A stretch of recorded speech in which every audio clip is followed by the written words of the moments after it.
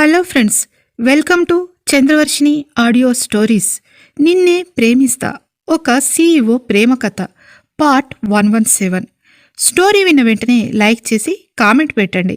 అలాగే first time నా ఛానల్ని చూస్తున్న వాళ్ళు ఎవరైనా ఉంటే దయచేసి వెంటనే సబ్స్క్రైబ్ చేసుకోండి. Thank you. ఇక మనం స్టోరీలోకి వెళ్ళిపోదాం. నాపై ఉన్న నీ ప్రేమని నువ్వు ఎన్నో రోజులు దాచిపెట్టావు స్వీట్ హార్ట్. నా కోసం ఎదురు చూసావు చూడు, అక్కడ నీకు పూర్తిగా పడిపోయాను. నిన్ను చూసిన నా మనసు గర్వంతో ఉప్పొంగుతుంది. నిన్ను అలా కౌగిలించుకున్న ఆ రాత్రి నా ఫీలింగ్స్ ఏంటో చెప్పనా అని ఆమె కళ్ళల్లో కళ్ళు పెట్టి చూస్తూ అడుగుతాడు విజయ్. అంతే, ఆ మాటలు విన్న స్వప్నిక ఆశ్చర్యంగా అతని వైపు తలెత్తి చూస్తుంది. అంటే అంటే నువ్వు ఆ రోజు ఏం జరిగిందో నీకు తెలుసా అని అయోమయంగా అడుగుతుంది. తరువాతేమైందో ఇప్పుడు తెలుసుకుందాం. ఆ మాటలకు విజయ్ తలెత్తి స్వప్నిక వైపు చూస్తాడు. తర్వాత చిన్నగా ఊపిరి వదులుతూ, ఎస్ డియర్, నేను చెప్పాను కదా, అంతకుముందే న్యూయార్క్ రోడ్స్పై కనిపించిన నిన్ను ఫోటో తీసి తీసుకొచ్చాడు కదా. తర్వాత రోజు నేను నా ఫ్రెండ్స్ అందరం టూరిస్ట్ స్పాట్స్ అంతా వెతికాం, కానీ నువ్వు కనిపించలేదు. మళ్ళీ ఒక 3-4 మంత్స్ తర్వాత ముంబై బ్రాంచ్లో ఏదో ప్రాబ్లం అని మల్లికత్త ఇండియాకు రమ్మని ఫోన్ చేసింది. వస్తాను, కానీ నేను వచ్చిన విషయం ఎవరికి తెలియకుండా సీక్రెట్గా ఉంచితేనే వస్తానని అన్నాను. సరే అని మాటియడంతో ఇండియాకు బయలుదేరాను. కానీ అక్కడ నా కోసం నా డెస్టినీ ఎదురుచూస్తుందని నాకేం తెలుసు, అది ఒక డేంజరస్ సిచ్యువేషన్లో అని నవ్వుతూ స్వప్నిక బుగ్గ మీద ముద్దు పెడతాడు విజయ్. ఆ మాటలకు బిత్తరపోయిన స్వప్నిక, ఏమంటున్నావు, నాకేం అర్థం కావడం లేదు అని అడుగుతుంది.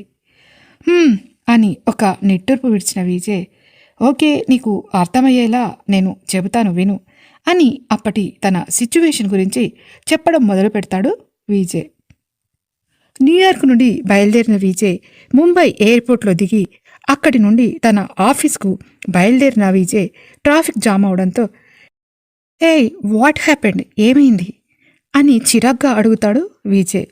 సార్, వర్షం పడుతుంది కదా, ట్రాఫిక్ జామ్ అయ్యింది అని విండో గ్లాస్ కిందికి దించి చూస్తాడు డ్రైవర్. ఇంకా ఎంతసేపు అని చిరాగ్గా అడుగుతాడు విజయ్.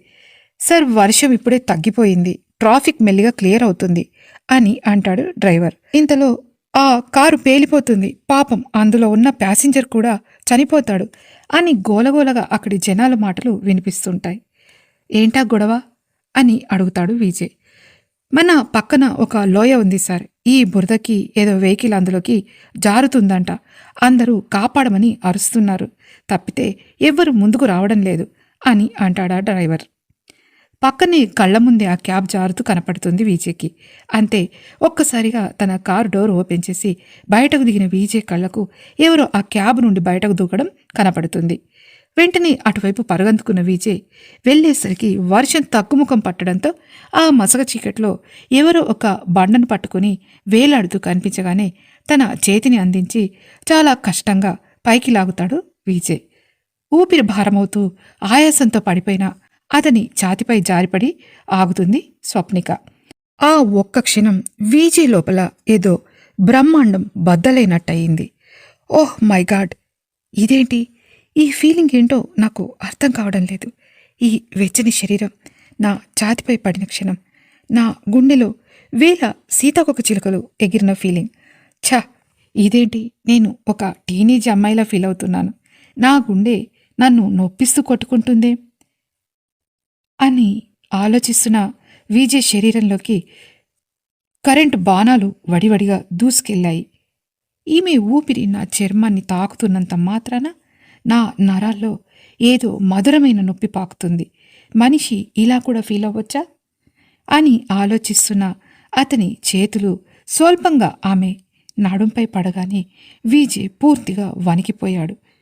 ఇది నేను కాదు, ఇది నేను అస్సలు కాదు, నా మనసు నా మాట వినడం లేదు, ఇంత దగ్గరగా ఉన్న ఈమె స్పర్శకి నన్ను నేనే కోల్పోతున్నానేంటి అని ఒకవైపు మనసు పిచ్చిగా ఎగురుతూ ఉంటే, ఒరే విజయ్, కంట్రోల్, ఎప్పుడూ అమ్మాయిని చూడని వాడిలా ఏంట్రా ఇది అంటూ అతని బుద్ధి గడ్డి పెడుతుంది. అతని గుండె గట్టిగా అరుస్తుంది. నిన్ను చూడకముందే నాలో ఈ స్థాయి పరవశం వస్తుంటే నువ్వు నాకు ఏమవుతావు? ఈ ఫీలింగ్ని ఏమనాలి? నువ్వు ఇంత దగ్గరగా ఉంటేనే నా శరీరం ఇలా దగ్ధమవుతుంటే నీ కళ్ళల్లోకి ఒక్కసారి చూసిన క్షణం నేను బ్రతుకుతానా? లేక అక్కడ నేలకే కూలిపోతానా? ఎందుకో తెలియదు అతని కళ్ళ నుంచి కన్నీళ్లు జారాయి. నువ్వు ఇంత దగ్గరగా నా మీద ఉన్న ఈ ఒక్క క్షణంలోనే నేను ఎన్నడూ ఎవరిని ఇలా ఫీల్ అవ్వలేదు. నా గుండె నిన్ను ఎప్పుడు గుర్తుపెట్టుకుంది? ఎలా గుర్తుపెట్టుకుంది? అలా పిచ్చి పిచ్చిగా ఆలోచిస్తున్న అతని మెడపై ఆమె శ్వాస చల్లగా తగలడంతో అతని లోపల మాటలు మళ్ళీ రగిలాయి. నువ్వు నన్ను తాకలేదు, కానీ నువ్వు నా ఆత్మను తాకేశావు. నీ ఊపిరిలో నేను మునిగిపోతున్నా. ఇది కేవలం ఫీలింగ్ కాదు, ఇది సెక్యూరిటీ కాదు, ఇది రొమాన్స్ అస్సలే కాదు. ఒక్కసారిగా విజయ్ మనసులో ఒక డౌట్ మొదలవుతుంది. అది పెరిగి పెద్దదయ్యి అతని ఆత్మను గూర్చినట్టు వణుకుతూ హృదయం తట్టుకోలేక విజయ్ ఆలోచనలు ఒక్కసారిగా అస్తవ్యస్తమయ్యాయి. మరి ఆ సమయంలో ఆ దుమారం మధ్య అకస్మాత్తుగా పుట్టిన డౌట్ ఏంటంటే అది అతని గుండెలో గుబులు పుట్టేంత బలంగా వచ్చింది. How is this possible? కొంపదీసి తను ఫోటోలో చూసిన అమ్మాయి కాదు కదా? ఆమె ఇలా కనిపించడం, ఇంత బలహీనంగా ఇలా నా ఛాతిపై పడిపోవడం నిజమా? విజయ్ నుదుటిపై ఆ ఫోటోలో అమ్మాయిని తలుచుకోగానే అంత చల్లని వెదర్లో కూడా చెమటలు మెరిశాయి. అతని గుండె కొట్టుకోవడం సడన్గా స్లో అయ్యింది. ఈ అమ్మాయి ఆమెనా కాదా? ఇది ఆమె కాకపోతే ఇంతలా ఎందుకు నా గుండెలో అలజడి, నా మనసు లాగుతుంది? ఇది గనక ఆమె అయితే ఎందుకు నా మనసు ఇంత భయంతో వణుకుతుంది అని మనసులో పిచ్చి పిచ్చిగా ఆలోచించిన విజయ్ స్వప్నికను తన 2 చేతులతో కారు దగ్గరికి మోసుకొస్తాడు. వెలుతురు ఆమె ముఖాన్ని తాకిన క్షణం అతని గుండె ఒక్కసారిగా ఆగి మళ్ళీ కొట్టుకుంటుంది. అతని గుండె సడి గుడిగంటలు మోగిన శబ్దంలా మారింది. అతని భుజంపై ఒక్క దెబ్బ పడటంతో ఏదో ట్రాన్స్లో ఉన్న విజయ్ చెప్పడం ఆపి టక్కున అటువైపు చూస్తాడు. ఎదురుగా స్వప్నిక ఉక్రోషంగా చూస్తూ కనబడుతుంది. అదురుతున్న ముద్దొచ్చే ఎర్రని పెదవులు, రోషంతో మెరుస్తున్న కళ్ళతో విజయ్ను అలాగే చూస్తుంది. అంటే ఆ రోజు నన్ను చూసి కూడా నువ్వు తిరిగి రాలేదు. ఇన్నేళ్లకు తిరిగి వచ్చిన నీకు ఫస్ట్ డే నేను ఎదురుపడినప్పుడు నన్ను చూసి కూడా బయటపడలేదు. చివరకు పెళ్ళైన ఇన్ని రోజులకు నేను నా ఫీలింగ్స్ చెప్పిన తర్వాత ఇప్పుడు బయటపడతావా అని గట్టిగా అరుస్తుంది. వెంటనే ఆమెను దగ్గరగా లాక్కుని కళ్ళల్లో కళ్ళు పెట్టి గుచ్చి చూస్తూ, అవునా, అన్నీ తెలిసి నువ్వు బయటపడవు, కానీ నీ మనసులో ఏముందో, నువ్వు నన్ను ఇష్టపడుతున్నావో లేదో తెలుసుకోవడానికి ఎంత నరకం అనుభవించానో తెలుసా నీకు? నిన్ను ఇష్టపడుతున్నట్టు నేనెప్పుడూ బయటపడ్డాను. తమరేం చేశారు? నిన్న ఆ బేవార్స్ గాడితో చెప్పిన తర్వాత నాకు తెలిసింది. దీన్ని అనుకోవాలి నేను? బురద ఆయిల్ మరకలతో పాడైన సూట్ను బంగారంలా ఏ పిచ్చినా కొడుకు కబ్బోర్డ్లో దాచుకుంటాడే? పోనీ అది చూసినప్పుడైనా వెంటనే అడిగావా? లేదు. నా మనసు, నా ఇష్టం, నీపై ఉన్న నా ప్రేమ అన్నీ తెలిసినా నువ్వేమో గమ్మున నోరు మూసుకొని ఉంటే నేనేమనుకోవాలి అని సీరియస్గా అంటాడు విజయ్. అంతే, ఒక్కసారిగా డీలా పడిపోయిన స్వప్నికకు ఏం మాట్లాడాలో అర్థం కాదు. అతన్ని అలాగే చూస్తూ ఉండిపోతుంది. నీకు తెలుసా, కొన్ని నెల్లుగా వెతుకుతున్న తన ప్రాణానికి ప్రాణమైన మనిషి చావు బతుకుల్లో కొట్టుమిట్టాడుతూ మన చేతుల్లో ఉంటే ఆ నరకయాతన ఎంత కష్టమో ఆలోచించావా? ఓ గాడ్, ఆ ఫోటోలో ఉన్న అమ్మాయి నువ్వు ఒక్కిరి అని తెలిసాక నిజంగా అమాయకంగా నాజుగ్గా ఉన్న నిన్ను ఎంత కళ్ళారా ఎంత చూసినా తనివి తీరలేదు. ప్రపంచంలోని సౌందర్యమంతా కలబూసుకున్న ప్రాణం తీసేలా ఇంత అందమా అని పదే నా మనసు నిన్ను చూసి కేరింతలు కొట్టింది. అది నువ్వే. ఎస్, నువ్వు కాబట్టే నాలో అంత స్పందన రేగింది.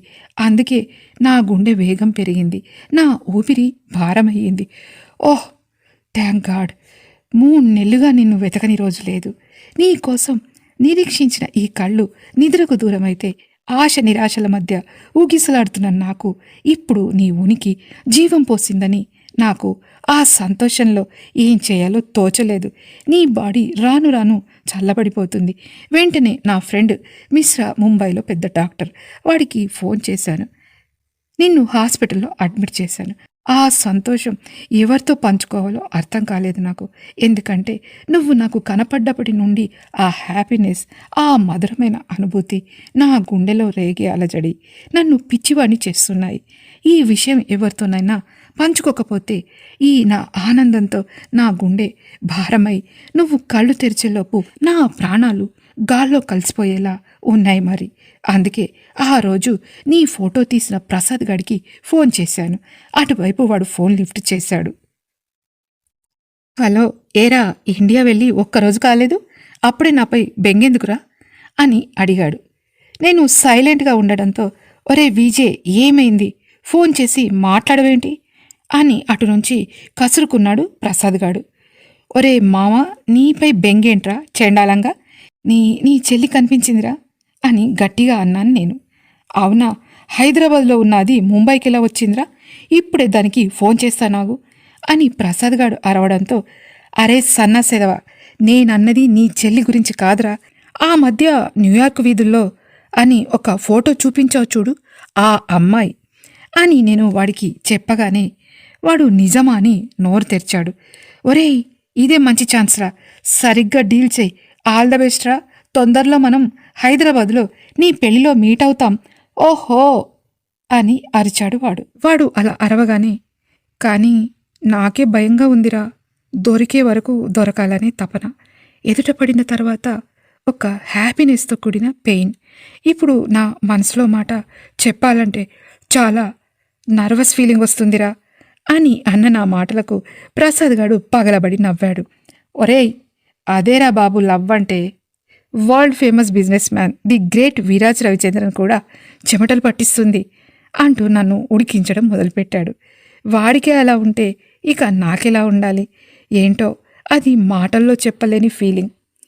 నీ బెడ్ పక్కనే కూర్చుని అలా నిన్నే చూస్తూ నా అదృష్టానికి మురిసిపోతూ ఏ రాత్రో నిద్రపోయేవాడిని. 4 రోజులవుతుంది, మరి కొద్ది గంటల్లో నువ్వు స్పృహలోకి వస్తావని చెప్పాడు డాక్టర్ మిశ్రా. గంటలు గడిచి ఇంకొక గంటలో నువ్వు స్పృహలోకి వస్తావనగా ఇక అప్పుడు నాలో ఒక టెన్షన్ మొదలయ్యింది. ఇంతకీ నీ పేరేంటో, తెలుగా, హిందా, నార్తా, సౌతా, నువ్వు లేచాక ఏం చెప్పాలి, ఎలా చెప్పాలి, ఇఫ్ నన్ను నువ్వు రిజెక్ట్ చేస్తే? ఇలాంటి పిచ్చి ఆలోచనలు నన్ను చుట్టుముట్టాయి. నేను నా ప్రాణాన్ని కళ్ళల్లో పెట్టుకుని ఇంకెప్పుడు కళ్ళు తెరుస్తుందా అని ఫస్ట్ బేబీ బర్త్ గురించి ఆరాటపడే ఒక తండ్రిలా, మొదటిసారి చంద్రమండలంపై కాలు మోపిన నీల్ ఆర్మ్స్ట్రాంగ్లా ఈగర్గా నీ వైపు చూస్తున్నా. స్వీట్ హార్ట్, అప్పుడే నాకు ఒక వీడియో మెసేజ్ ప్లస్ ఒక వాయిస్ మెసేజ్ వచ్చింది.